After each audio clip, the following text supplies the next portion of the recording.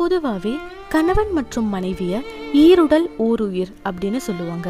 அது எந்த அளவுக்கு உண்மை அப்படின்னு இந்த பதிவு நமக்கு நிரூபிச்சு காட்டியிருக்கு. சென்னையில பள்ளிக்கிரணை அப்படின்ற ஊரை சேர்ந்தவர் தான் பிரவீன் அப்படின்னு சொல்லப்படுற பட்டியலினத்தை சேர்ந்த ஒரு இளைஞர்.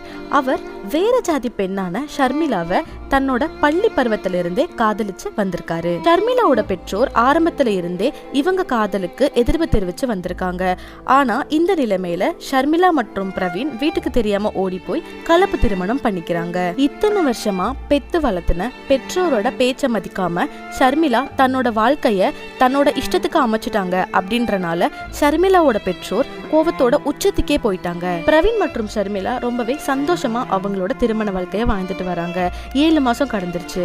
இப்பதான் அந்த சம்பவம் நடக்குது. யாருமே கொஞ்சம் கூட எதிர்பார்க்காத மாதிரி ஷர்மிளா மற்றும் பிரவீனோட வாழ்க்கைய திருப்பி போடுற மாதிரி ஒரு பேரிழப்பு ஏற்படுது. தன்னோட காதல் மனைவிக்கு இரவு உணவு வாங்குறதுக்கு பிரவீன் வெளியில போறாரு. அந்த சமயத்துல 4 பேர் கொண்ட கும்பல் பிரவீனை சரமாரியா தாக்கி கொலை பண்ணுது. இந்த துயர சம்பவம் பிப்ரவரி 24 அன்னைக்கு நடக்குது. பள்ளிக்கிரணையில டாஸ்மாக் கிட்ட கிடந்த பிரவீனோட உடலை பார்த்து பலரும் கண்கலங்கி வராங்க.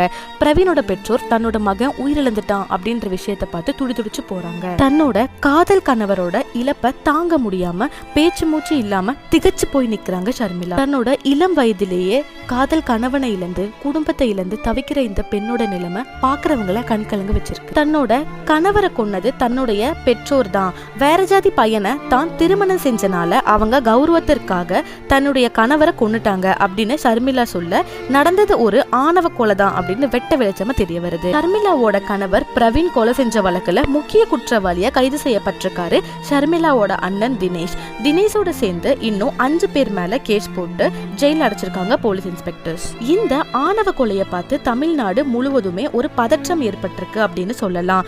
ஜாதி மதம் அப்படின்னு எதுவுமே இல்ல, மக்கள் எல்லாருமே ஒண்ணுதான் அப்படின்னு நினைச்சு வாழ்ந்துட்டு வர இந்த ஜெனரேஷன்ல டாப் சிட்டியான சென்னையில இந்த ஆணவ கொலை நடந்திருக்கிறது எல்லாருக்குமே ஒரு பயத்தை ஏற்படுத்தி. பிரவீனோட கொலையை ஜஸ்டிஃபை பண்ண ஷர்மிளாவோட பேரண்ட்ஸ் பிரவீன் மேல ஆல்ரெடி நிறைய கேஸ் இருக்கு, பிரவீன் கூட வாழ்ந்தா ஷர்மிளாவோட வாழ்க்கை நல்லா இருக்காது அப்படின்ற காரணத்துக்காக தான் நாங்க பிரவீன் அண்ட் ஷர்மிளாவோட காதலுக்கு எதிர்ப்பு தெரிவிச்சோம். பிரவீன் வேற ஜாதி பையன் அப்படின்றதுக்காக நாங்க ஷர்மிளாவோட காதலுக்கு எதிர்ப்பு தெரிவிக்கல.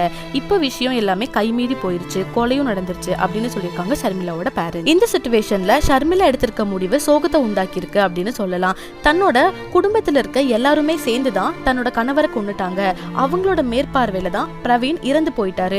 அதனால என் குடும்பத்துல இருக்கிற எல்லாரு மேலேயுமே நீங்க வழக்கு பதிவு செய்யணும் அப்படின்னு ரொம்பவே திட்டவட்டமா சொன்ன ஷர்மிளா தன்னோட குடும்பத்துல இருக்கிற எல்லாரோட பேரையுமே பிரவீனோட கொலை வழக்குல சேர்த்தணும் அப்படின்னு சொல்லியிருக்காங்க. இதுவரை ஷர்மிளாவோட குடும்பத்துல இருக்கிற யாரோட பேரையுமே பிரவீனோட கொலை வழக்குல போலீசார் சேர்த்தல. இதனால போலீசார் ஒரு சைடு மட்டுமே பாக்குறாங்க அப்படின்றனால ஷர்மிளா ரொம்பவே மனமுடைஞ்சு போறாங்க. தன்னோட காதல் கணவனோட இறப்புக்கு நீதி கிடைக்க மாட்டேங்குது அப்படின்ற காரணத்தினால ரொம்பவே நொந்து போன ஷர்மிளா கடந்த 14ஆம் தேதி அன்னைக்கு கணவன் பிரவீனோட வீட்டுல தூக்கு போட்டு தற்கொலை பண்ணிக்க முயற்சி பண்றாங்க. இதை பார்த்த பிரவீனோட ரிலேட்டிவ்ஸ் உடனே ஷர்மிளாவை பக்கத்தில் இருக்கிற ஹாஸ்பிட்டலுக்கு கொண்டு போகிறாங்க. கழுத்து நரம்பு ரொம்பவே ஆழமாக அறுபட்டிருக்கு. அதனால ஷர்மிளா பொழைக்கிறது கஷ்டம்.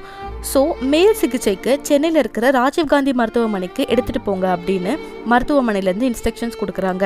இதுபடி சென்னை ராஜீவ்காந்தி மருத்துவமனையில் 8 நாளாக ஷர்மிளாக்கு தீராத ட்ரீட்மெண்ட் கொடுத்துட்டு வராங்க. 8 நாள் தீவிரமாக சிகிச்சை கொடுத்ததுக்கு அப்புறமும் ஷர்மிளாவோட உயிரை டாக்டர்ஸ்னால காப்பாற்ற முடியல.